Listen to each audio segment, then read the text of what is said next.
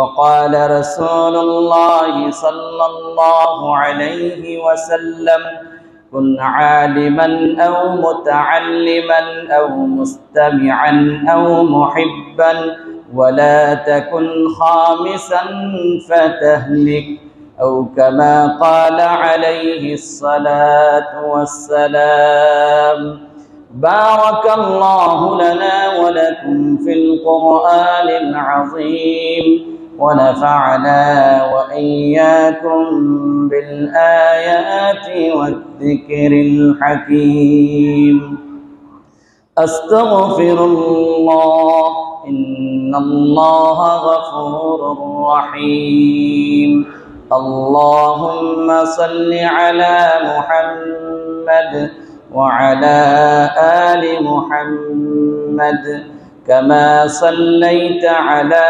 إبراهيم وعلى آل إبراهيم إنك حميد مجيد اللهم بارك على محمد وعلى آل محمد كما باركت على إبراهيم وعلى آل إبراهيم إنك حميد مجيد মহান আল্লাহ রব্বুল আলামিনের দরবারে শুকরিয়া আদায় করি যে আল্লাহ রব্বুল আলামিন আমাদেরকে গরমের তীব্রতাকে উপেক্ষা করেও আল্লাহর ঘরে হাজিরি দেওয়ার তৌফিক দান করেছেন। এই জন্য মাবুদের শুকরিয়া আদায়ার্থে কালিমাতুশ শুকুর একবার পড়ে নিই আলহামদুলিল্লাহ।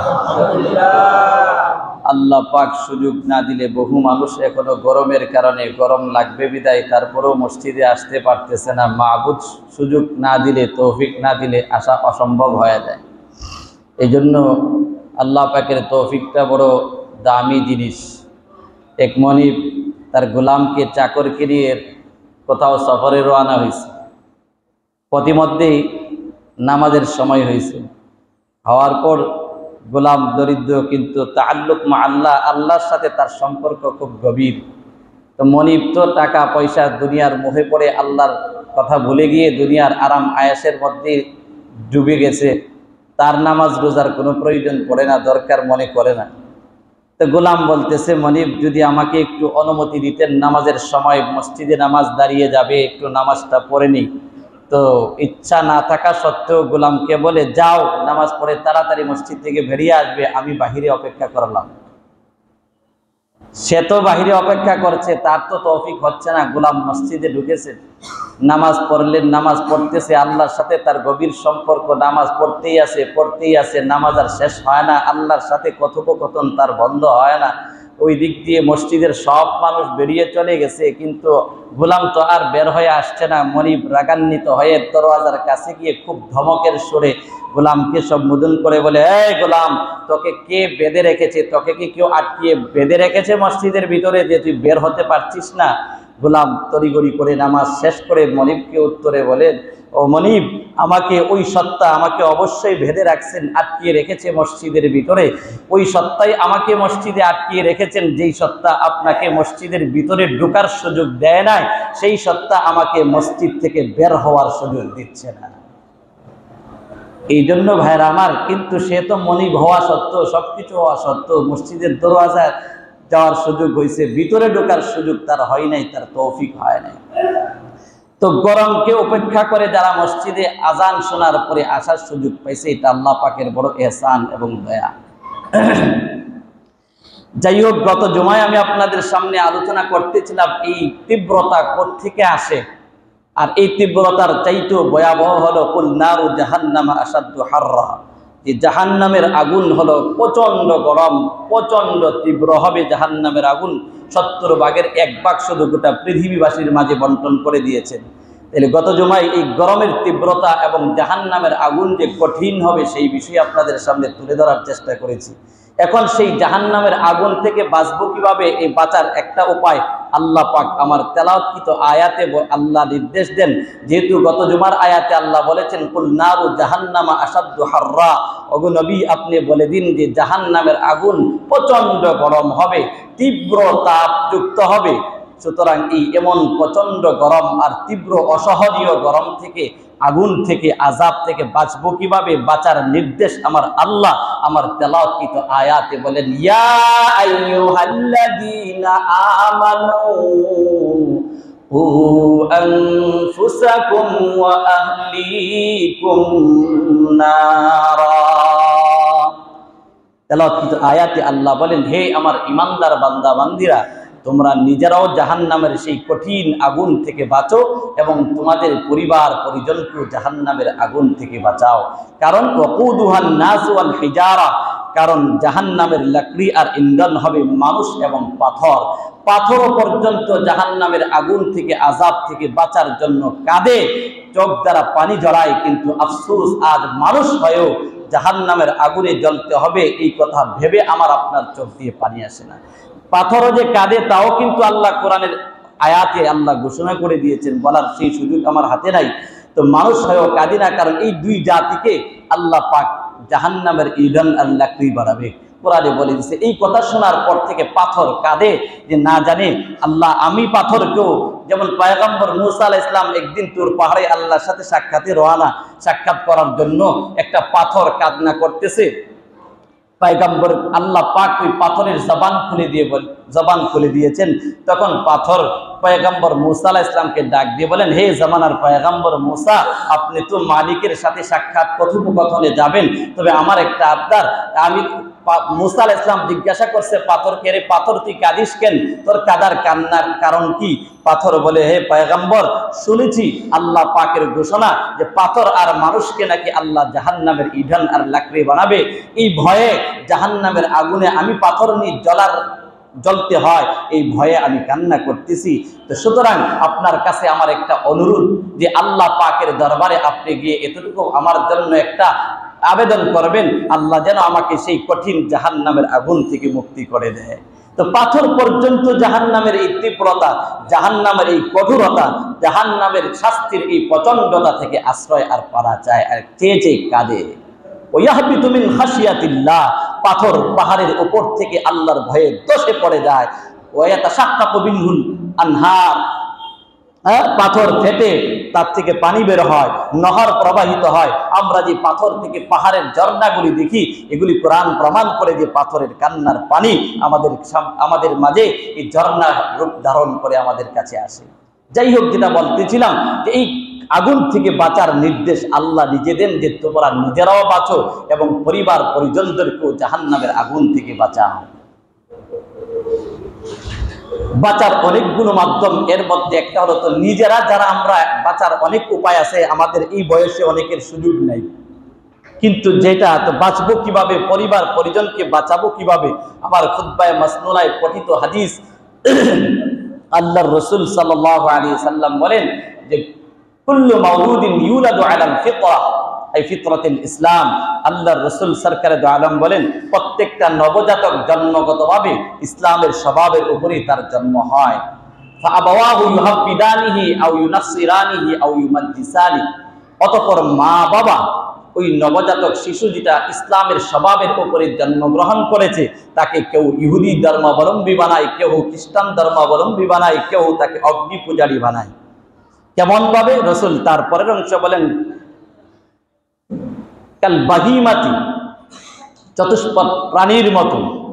যে তুনতাজুল বাহিমা, চতুষ্পদ প্রাণী যেমন তার গর্ভ থেকে নিষ্কুলুষ এবং দুষ্ত্রুটি মুক্ত বাচ্চা পশু জন্ম দেয়, তার কান কাটা থাকে না, নাক কাটা থাকে না, কানে ছিদ্র থাকে না, নাকে ছিদ্র থাকে না। তারপরে রাসূল বলেন হাল তারা ফিহা জাদআ, তোমরা কি ওই চতুষ্পদ প্রাণী যে একবারে দুষ্ত্রুটি মুক্ত বাচ্চা জন্ম দেয়, জন্মের পরে তার মধ্যে কি জন্মগত কোনো ত্রুটি দেখতে পাও?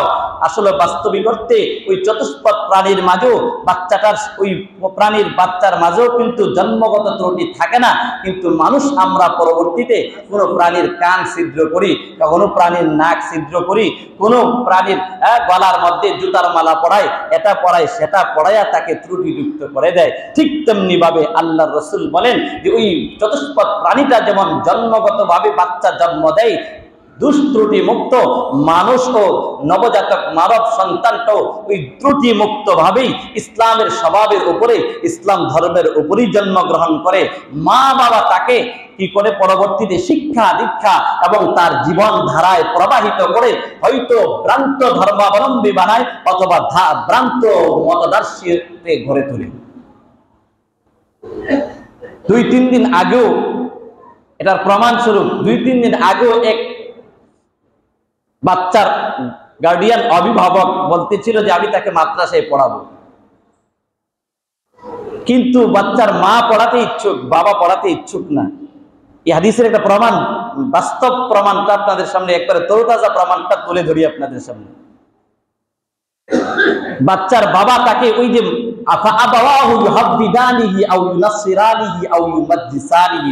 জন্মগতভাবে সে তো ইসলামের স্বভাবের উপরেই জন্মগ্রহণ করেছে, মা বাবা তাকে পরবর্তীতে ভ্রান্ত ধর্মাবলম্বী বানায় অথবা তাকে ভ্রান্ত মতাদর্শী বানাই দেয়, আর এইভাবেই শিক্ষায় দীক্ষায় বা জীবন ধারায় প্রবাহিত করে তাকে ওই পথের পথিক বানিয়ে দেয়। যেমন বাচ্চাটা তখন আমার সামনে আনা হলো, জিজ্ঞাসা করলাম তুমি মাদ্রাসায় পড়বা কিনা? না, আমি মাদ্রাসায় পড়বো না।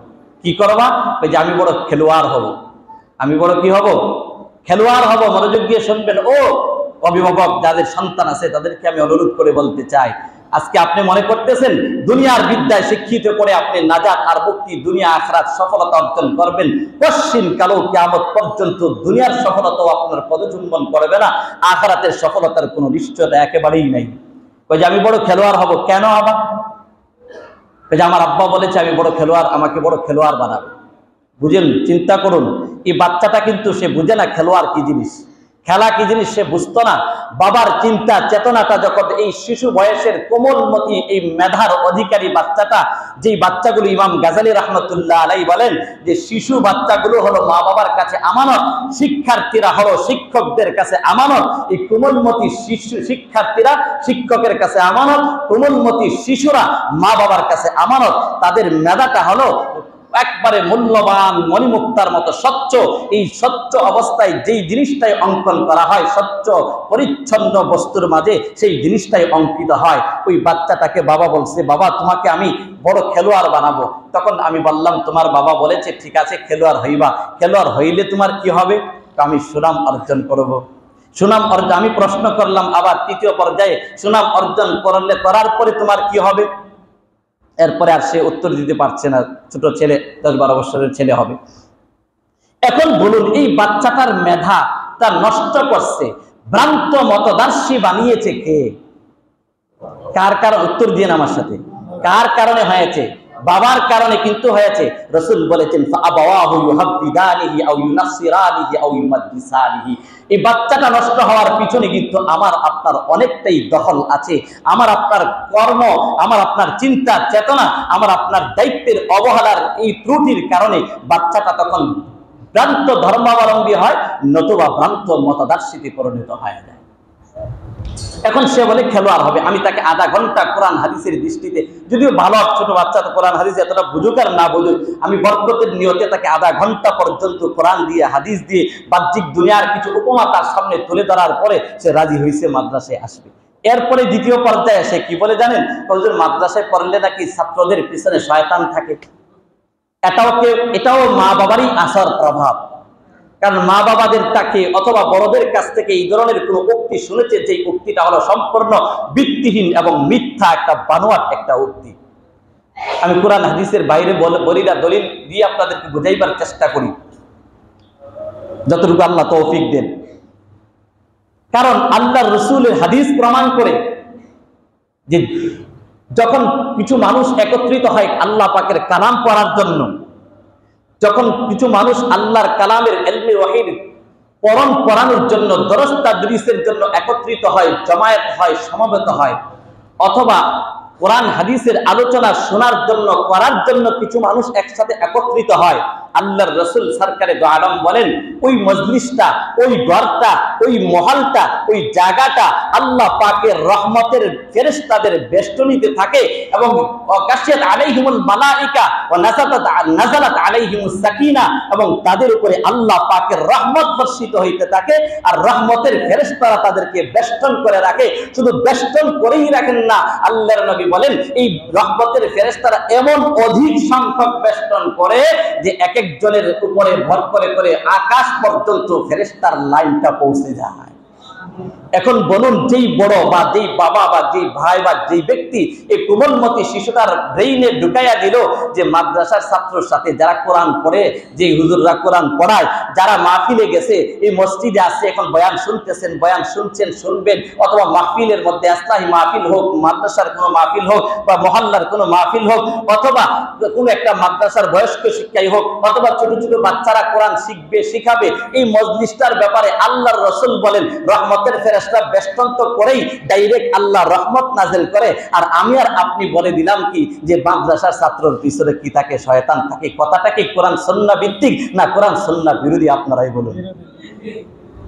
আমি বুঝাইতে পারছি? তাইলে এই বাচ্চাটার এই যে ভ্রান্ত মতদর্শ হতে যাচ্ছে, এটার মূল কারণ কিন্তু আমি আর আপনিই হয়েছি। তাইলে এই বাচ্চাটা কোত্থেকে জানলো যে মাদ্রাসার ছাত্রের পিছনে শয়তান থাকে? এটা সম্পূর্ণ ভিত্তিহীন কথা।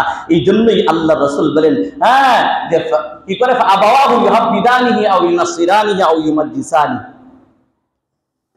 তো এই জন্য আল্লাহ পাক আমার তেলাওয়াতকৃত আয়াতে বলেন, তোমরা নিজেরাও জাহান্নাম থেকে বাঁচো এবং তোমাদের পরিবার পরিজনকেও জাহান্নাম থেকে বাঁচাও। বাঁচাইতে হলে কি করতে হবে? যেহেতু আল্লাহ রাসূল অন্য হাদিসে বলেন, আলা কুল্লুকুম রাইন ওয়া কুল্লুকুম মাসউলুন আন রাইয়াতিহি, তোমরা প্রত্যেকেই এক একজন অভিভাবক তোমাদের অধীনস্থদের ব্যাপারে। ফাল আমিরুল্লাযী রাইন আলান নাস ওয়া হুয়া মাসউলুন আনহুম, একজন বাদশা পর্যন্ত তার দেশের প্রজাদের দায়িত্বশীল, সুতরাং সেও তার প্রজাদের ব্যাপারে জিজ্ঞাসিত হবে। ওয়ার রাজুলু রাইন আলা আহলি বাইতিহি ওয়া হুয়া মাসউলুন আনহুম, আল্লাহর রাসূল বলেন একজন পুরুষ তার পরিবার পরিজনের প্রত্যেকটা সদস্যের দায়িত্বশীল, সুতরাং পরিবারের সদস্যদের ব্যাপারে, দায়িত্বের ব্যাপারে সে জিজ্ঞাসিত হবে। আল মারআতু রাইয়াতুন আলা বাইতি বালিহা ওয়া ওয়ালাদিহি ওয়া হিয়া মাসউলাতুন আনহুম, আল্লাহর রাসূল বলেন একজন নারী, একজন মহিলা তার ঘরের স্বামীর, ঘরের প্রত্যেকটা বস্তুর দায়িত্বশীল এবং ওই স্বামীর সন্তান সন্ততির দায়িত্বশীল, সুতরাং ওই মহিলাটাও তাদের ব্যাপারে জিজ্ঞাসিত হবে। এখন এই সন্তান সন্ততি পরিবার পরিজনের দায়িত্বশীল আমি, সুতরাং আমার দায়িত্ব যদি আমি সঠিকভাবে আদায় না করি, আমার দায়িত্বটা কি হবে? আমার দায়িত্ব তো হবে যে বাচ্চাটা প্রথমেই জন্মগ্রহণ করার পরে ভালো একটা নাম রাখবো, সুন্দর নাম রেখে তাকে যখন পড়ার উপযুক্ত হবে তাকে ইসলামী এবং দ্বীনি শিক্ষায় শিক্ষিত করব। তার প্রমাণ এসি চাটতেছে, অন্য কিচ্ছু না, শুধু সুইচ দিবেন। এদিকে তাকাই আমরা যে তাইলে দ্বীনি শিক্ষায় শিক্ষিত করার মাধ্যমেই নিজেও জাহান্নাম থেকে বাঁচা যাবে এবং পরিবার পরিজনকেও জাহান্নাম থেকে বাঁচানো যাবে। এখন দেখেন, আপনি বলবেন যে আমরা স্কুলে পড়ে জাহান্নাম থেকে বেঁচে যাব। একমাত্র ধর্মীয় শিক্ষাই আছে যাকে সঠিক আকীদা শিক্ষা দিতে পারে। এছাড়া ধর্মীয় শিক্ষা ছাড়া সঠিক আকীদা শিক্ষা দেওয়ার কোনো শিক্ষা পৃথিবীতে নেই। আল্লাহ রাসূল সরকারে দো আলম হাদিসে পাকের মধ্যে বলেন যে হাদিস প্রমাণ করে যে বাচ্চাকে প্রথমে আকীদা শিক্ষা দিতে হবে। এখন বলুন আপনারা, কোন স্কুলে আকীদার শিক্ষা দেওয়া হয়? কোন কলেজে আকীদার সংক্রান্ত কোনো বই পুস্তক আছে? কোন স্কুলে, কোন কলেজ, ভার্সিটিতে আকীদা সংক্রান্ত বিষয়বস্তু আছে? আমাকে একটু বলুন আপনারা। বলবেন যে ইংলিশ মিডিয়ামে পড়াবো, নামাজ রোজা করবো, আমি কি যে করে তাকে আকীদা শিখিয়ে ফেলতে পারবো? যদি আকীদা শিক্ষা দিতে পারতো, ওই 3 দিন পূর্বে আমার সাথে তাজা ঘটনা, এই ছেলেটাও একটা স্কুলে 6 7 এ পড়ে, এই ছেলেটা এই আকীদা আসতো না যে মাদ্রাসার ছাত্রের পিছনে শয়তান লাগা থাকে, তার ভিতরে আসতো না যে আমি একজন খেলোয়াড় হব, আমি খেলোয়াড় হলে দেশের সুনাম অর্জন করব, আমার বাবার সুনাম অর্জন করব। বরং এটা কোনো প্রকৃত সুনাম নয়। যদি আকীদা শিক্ষা অন্য কোনো শিক্ষার মধ্যে মাঝে থাকতো, তাহলে ওই বাচ্চাটা আমার সাথে উত্তর দিত যে হুজুর আসলে আমি খেলোয়াড় হব না, আমি একজন আল্লাহওয়ালা হব, আমি একজন ধর্মাবলম্বী হব, আমি একজন আল্লাহ ভীরু হব, আমি একজন মুত্তাকি হব, আমি একজন সুন্নতের পাবন হব, আমি একজন দ্বীনের দাঈ হব, আমি একজন দ্বীনের মুজাহিদ হব, আমি একজন দ্বীনের দাওয়াত নিয়ে গোটা পৃথিবীতে ভ্রমণ করে যে মা বাবার কলিজা ঠান্ডা করে আমি কোরআনের হাফেজ হয়ে আমি মা বাবার সুনাম অর্জন করব, আমি হক্কানি রব্বানি আলেম হয়ে মা বাবা এবং দেশ জাতি এবং ধর্মের সুনাম অর্জন করব। কিন্তু ওই অন্য কোন বিদ্যায় বিসমিল্লাহ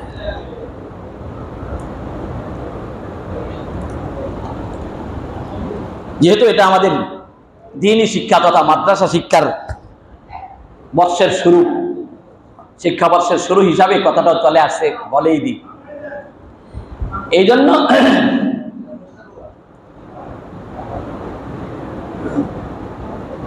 আল্লাহ রাসূল সাল্লাল্লাহু ইবনে আব্বাস থেকে বর্ণিত, তিনি বলেন কুনতু খালফা রাসূলিল্লাহি সাল্লাল্লাহু আলাইহি ওয়াসাল্লাম ইয়াওমান, একদিন আমি আল্লাহর রাসূলের পিছনে ছিলাম সওয়ারিতে। ক্বালা লি, আমাকে বললেন, ইয়া গোলাম ইন্নী উআল্লিমুকা কালিমাত, হে বৎস, হে ছেলে বালক শোনো, আমি তোমাকে কিছু কথা, কিছু বাক্য বাণী শিক্ষা দেব। তখন আল্লাহ রাসূল বলেন, ইহফাজিল্লাহ ইয়াহফাজকা, হে ইবনে আব্বাস শোনো, তুমি কি করিও, ইহফাজিল্লাহ, আল্লাহকে হেফাজত করিও। আল্লাহর হেফাজত করবো কিভাবে? তথা আল্লাহর বিধিবিধানের হেফাজত করিও, আল্লাহর বিধিবিধানকে মেনে চলিও। ইয়াহফাজকা, আল্লাহর বিধান মেনে চললে আল্লাহ তোমাকে হেফাজত করবে। এরপরে বলেন, ইহফাজিল্লাহ তাজিদহু তুজাহাক, তুমি আল্লাহর সন্তুষ্টিকে সামনে রাখো তো আল্লাহকে সব সময় তোমার সাহায্যকারী পাইবে। এরপরে বলেন, ইলাম, হে বৎস ইবনে আব্বাস শোনো, আন্নাল উম্মাতা লাযী ইজতামাআত আলা আন ইয়ানফাউকা বিশাইইন লাম ইয়ানফাউকা ইল্লা বিশাইইন ক্বাদ কাতাবাহু আল্লাহু লাক। তারপরে আল্লাহ রাসূল বলেন, হে ইবনে আব্বাস শোনো, আকীদা কিভাবে শিক্ষা দেয় রাসূল দেখেন। বাচ্চা, বালক বয়সের বাচ্চাকে বলে, হে, এক তো বলেছে যে তোমাকে কিছু বাণী আমি শিক্ষা দিচ্ছি, তুমি যখন কি করবে, ওই যে আল্লাহর বিধানের হেফাজত করবে, আল্লাহ তোমাকে হেফাজত করবে। তুমি যখন আল্লাহ সন্তুষ্টিকে সামনে রাখবে, আল্লাহ সাহায্য পাবে। এরপরে বলেন, ইযা সাআলতা ফাসআলিল্লাহ, যখন কোনো কিছু চাইবে আল্লাহর কাছেই চাইবে, দুনিয়ার সৃষ্টির কাছে চাইবে না, প্রার্থনা করবে না। ইযা ইসতাআনতা, আর যখন কোনো সাহায্য কামনা করবে, ইসতাইন বিল্লাহ, আল্লাহ রাসূল আকীদা শিক্ষা দিয়ে বলে আল্লাহর কাছেই সাহায্য কামনা আর প্রার্থনা করবে। এরপরে বলেন, ওয়ালাম, শোনো, জেনে রাখো যে আন্নাল উম্মাতা লাযী ইজতামাআত আলা আন ইয়ানফাউকা বিশাইইন, গোটা পৃথিবীর উম্মতে মুসলিমা, গোটা পৃথিবীর সমস্ত মাখলুক যদি একত্রিত হয় তোমাকে কিছু উপকার করবে, তোমার কিছু উপকার দিবে, আর লাম ইয়ানফাউকা ইল্লা বিশাইইন, তবে ততটুকুই উপকার তোমাকে করতে পারবে গোটা পৃথিবীর মানুষ মিলে। তাদ কাতাবাহুল্লাহু লাকা, যতটুকু পরিমাণ আল্লাহ তোমার তকদিরে লিখে রেখেছেন উপকার পাওয়ার, ততটুকুই করতে পারবে। গোটা পৃথিবীর মানুষ চাইলেও এর চাইতে বেশি তোমাকে উপকার করতে পারবে না। এরপরে রাসূল বলেন, ওয়ালাউ ইজতামাউ, এরপরে সকলেই যদি একত্রিত হয় যে আলা আইয়াদুররুকা বিশাইইন, তোমাকে ক্ষতি করবে, তোমার ক্ষতি সাধন করবে, কিছু কি করতে পারলাম, ইয়াদুররুকা ইল্লা বিশাইইন কাতাবাহু আল্লাহু আলাইকা, আও কামা ক্বালা আলাইহিস সালাতু ওয়াসসালাম। আল্লাহ রাসূল বলে, শোনো, গোটা পৃথিবীর মানুষ একত্রিত হয়ে যদি চায় তোমার কোনো ক্ষতি করার, তবে ততটুকু ক্ষতি করতে পারবে যতটুকু আল্লাহ পাক তোমার তকদিরে লিখে রেখেছেন, তার চাইতে বেশি গোটা পৃথিবীর মানুষও তোমার ক্ষতি করতে পারবে না। তাই বালক ইবনে আব্বাসকে আল্লাহর রাসূল সওয়ারির পিছনে বসিয়ে আকীদা শিক্ষা দিচ্ছেন। আপনি বলুন, এই আকীদার শিক্ষাটা অন্য কোন শিক্ষার মাঝে শিক্ষা দেয়? এমন একটা শিক্ষা দেখান, ধর্মীয় শিক্ষা ছাড়া, মাদ্রাসার শিক্ষা ছাড়া, কোরআন হাদিসের শিক্ষা ছাড়া এ ধরনের আকীদার শিক্ষা, আল্লাহর একত্ববাদের শিক্ষা, রাসূলের রিসালাতের শিক্ষা কোন শিক্ষার মধ্যেই নাই, একমাত্র দেওয়া হয় এই ধর্মীয় শিক্ষার মাঝে। 2 নম্বরে আসুন, আকীদা শিক্ষা দিয়েছেন রাসূল। 2 নম্বরে তারপরে রাসূল আখলাক শিক্ষা দিয়েছেন। আখলাক শিক্ষা কোথায় পাবেন ধর্মীয় শিক্ষা ছাড়া? কিছু কিছু পেয়ে যেতে পারেন, আর সাজ কাল মাদুম, অল্প সংখ্যকের কোনো এতেবার আর গ্রহণযোগ্যতা নাই। আল্লাহ রাসূল তখন আবার কি দিয়ে আখলাক শিক্ষা দেয়। কালা ওমর ইবনে আবি সালামা, কুনতু গুলামান ফি হাজরি রাসূলিল্লাহ সাল্লাল্লাহু আলাইহি ওয়াসাল্লাম, আমি বাচ্চা অবস্থায়, বালক অবস্থায় আল্লাহ রাসূলের অধীনে ছিলাম। ওয়া তাতিশু ইয়াদি আলা সাহফা, খানা খাইতে বসছি, ডিশের মধ্যে আমার হাত ডিশের এদিক সেদিক ঘোরাফেরা করা শুরু করছে, এখান থেকে একটু খাই নিতে চাই, ওইখান থেকে একটু নিতে চাই, একই ধরনের খাবার। কাল আলী রাসূলুল্লাহ সাল্লাল্লাহু আলাইহি ওয়াসাল্লাম, অতঃপর আল্লাহ রাসূল আমাকে বললেন, ইয়া গোলাম, হাতটা ধরছেন, ধরে রাখো, সাম্মিল্লাহ, আল্লাহর নামে খানা শুরু করো, অকুল বিয়ামিনিক, ডান হাতে খাও, অকুল মিম্মা ইয়ালিক, নিজের সামন থেকে খাও। কি বলেন? ওমর ইবনে আবু সালামা বলেন, আমি তখন আর ছোট বালক অবস্থায় আল্লাহ রাসূলের অধীনে ছিলাম, তখন আমি খানা খাইতে বসছি, তাতিশু ইয়াদি আলা সাহফা, ডিশের বিভিন্ন জায়গায় আমার হাত ঘোরাফেরা দৌড়াদৌড়ি করতেছে, এখান থেকে নেই, সেখান থেকে নেই, সেখান থেকে নেই। আল্লাহ রাসূল হাতটা ধরে কয় যে, কুল সাম্মিল্লাহ, হে বৎস, ইয়া গোলাম, সাম্মিল্লাহ, আল্লাহর নামে শুরু করো খাবার, কুল বিয়ামিনিক, ডান হাতে শুরু করো, কুল মিম্মা ইয়ালিক, সামন থেকে খাও, এদিক সেদিক হাত ছোটাছুটি করিও না। এই আখলাকটা কোথায় শিক্ষা দেয় বলেন? ধর্মীয় শিক্ষাই একমাত্র দিতে পারে, ভিন্ন কোন শিক্ষা এই ধরনের আখলাক শিক্ষা দিতে পারে না।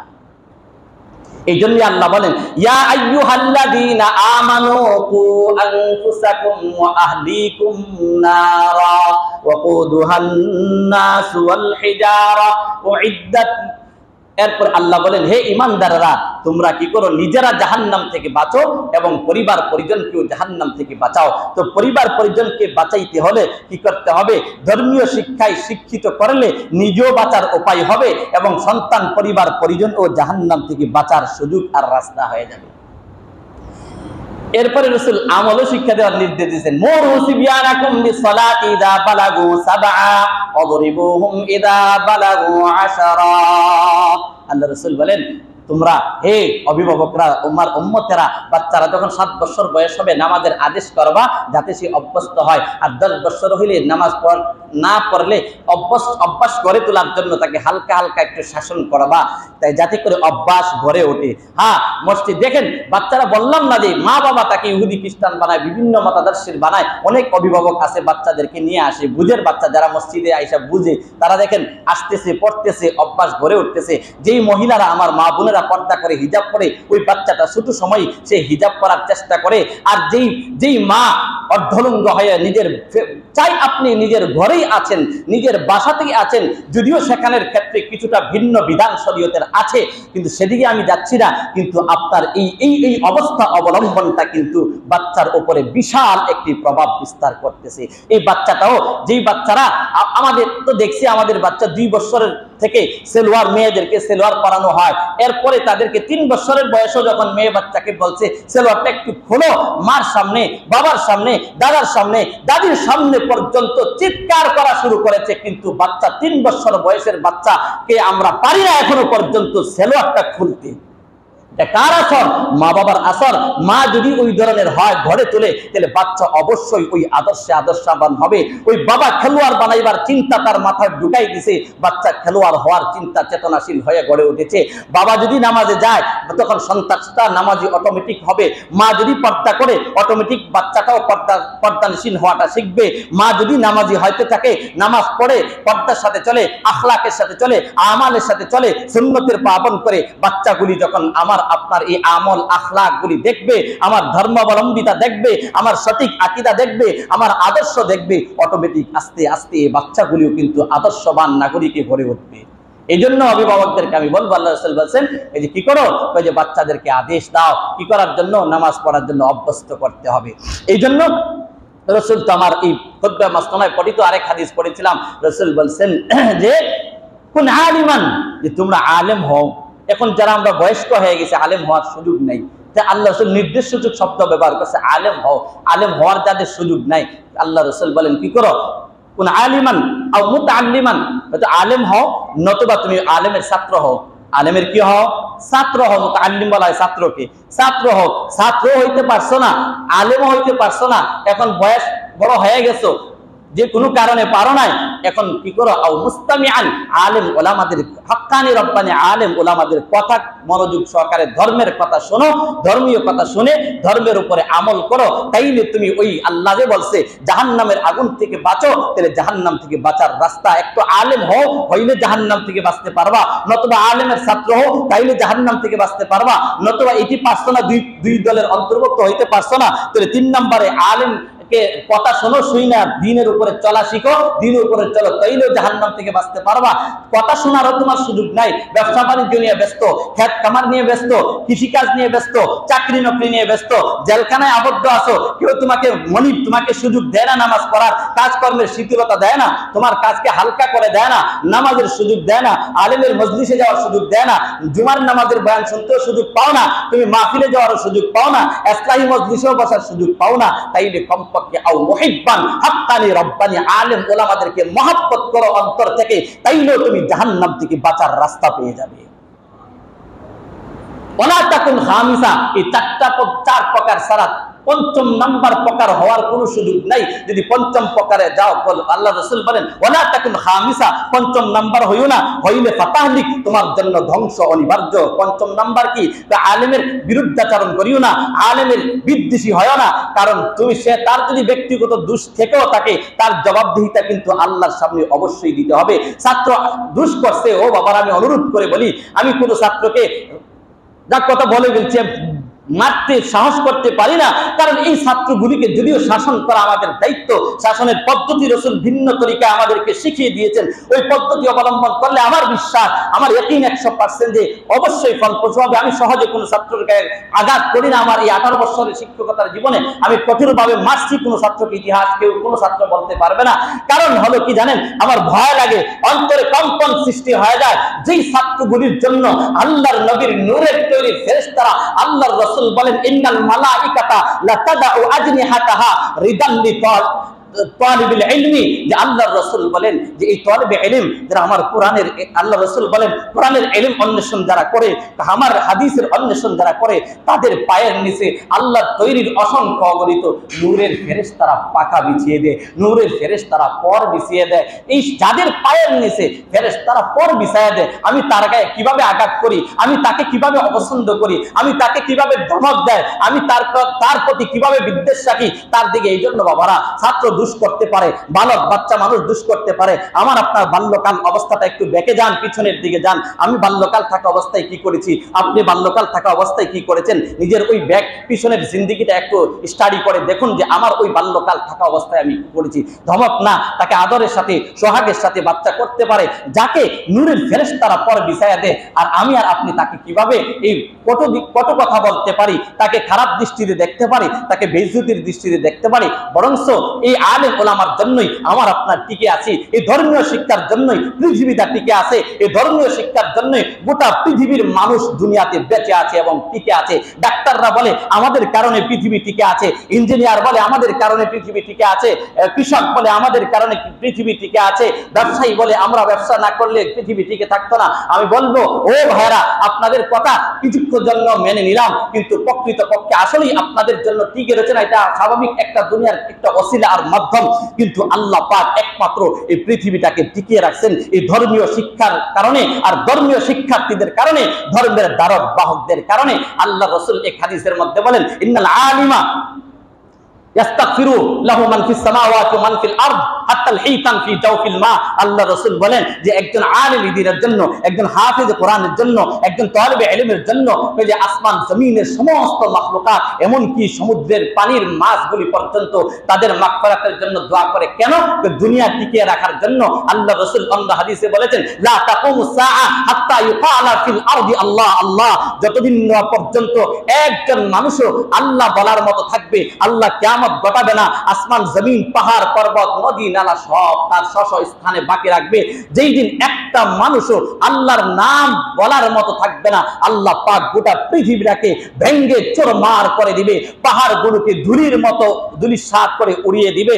কিন্তু আল্লাহ ডাকনেওয়ালা আর আল্লাহর নাম এই যত্নেওয়ালা স্মরণ করনেওয়ালা তৈরি করে একমাত্র ধর্মীয় শিক্ষা প্রতিষ্ঠান আর ধর্ম শিক্ষার মাধ্যমে। বিকল্প কোনো রাস্তা নাই, বিকল্প কোনো শিক্ষা নাই। যেই শিক্ষায় আল্লাহর নাম স্মরণ করা শিক্ষা দেয়, পৃথিবীতে দ্বিতীয় কোনো আর শিক্ষা নাই। আমি অন্য শিক্ষাকে অবজ্ঞা করছি না, বাস্তবতাটা বুঝাইবার চেষ্টা করতেছি, ভুল বোঝার চেষ্টা করবেন না।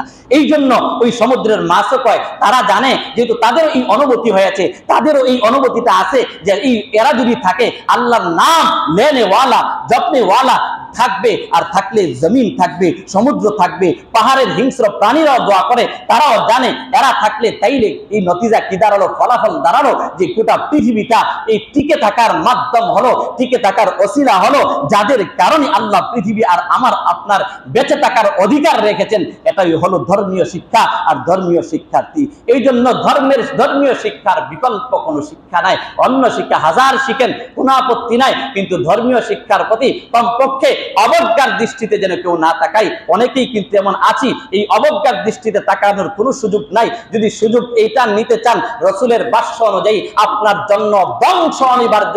রসুল বলেন ওয়ালা তাকুন খামিসা ফাতাহলিক, যদি পঞ্চম নাম্বারটার অন্তর্ভুক্ত হও তো তোমার জন্য ধ্বংস অনিবার্য। এই জন্য কমপক্ষে আমরা কি করব, নিজেরা না পারি কমপক্ষে এখন যারা পারবো না আলেমদের কথা শুনবো, কথা শুই না এটাকে সঠিক করতে মানবো এবং মহাব্বত করব, তাইলে তাও আমি জাহান্নাম থেকে বাঁচার রাস্তা পেয়ে যাব। এই জন্য আল্লাহ পাক আমার তেলাওয়াত আয়াতে বলেন ইয়া আইয়ুহাল্লাযীনা আমানু কু আনফুসাকুম ওয়া আহলিকুম নারা। হে ঈমানদাররা, গত জুমায় বলেছিলাম যে কুল নারু জাহান্নাম আশাদ্দু হাররা, হে নবী বলে দিন জাহান্নামের আগুন প্রচন্ড গরম হবে। আর এই প্রচন্ড গরম আগুন থেকে বাঁচবেন কিভাবে, এটার জন্য আজকে বললাম আল্লাহ পাক বলেন হে ঈমানদার নারী পুরুষেরা, তোমরা কি করো, নিজেরা জাহান্নাম থেকে বাঁচো এবং পরিবার পরিজনকে বাঁচাও। কিভাবে বাঁচাইবেন, এই বাঁচাইবার পদ্ধতি একটা হলো এই যেটা আজকে আলোচনা হলো। আল্লাহ পাক আমাদের সকলকে নিজেরা এবং পরিবার পরিজন গোটা উম্মতকে জাহান্নাম থেকে বাঁচার ফিকির করার তৌফিক দান করুক। সকলেই বলি আমিন। ওয়া আখিরু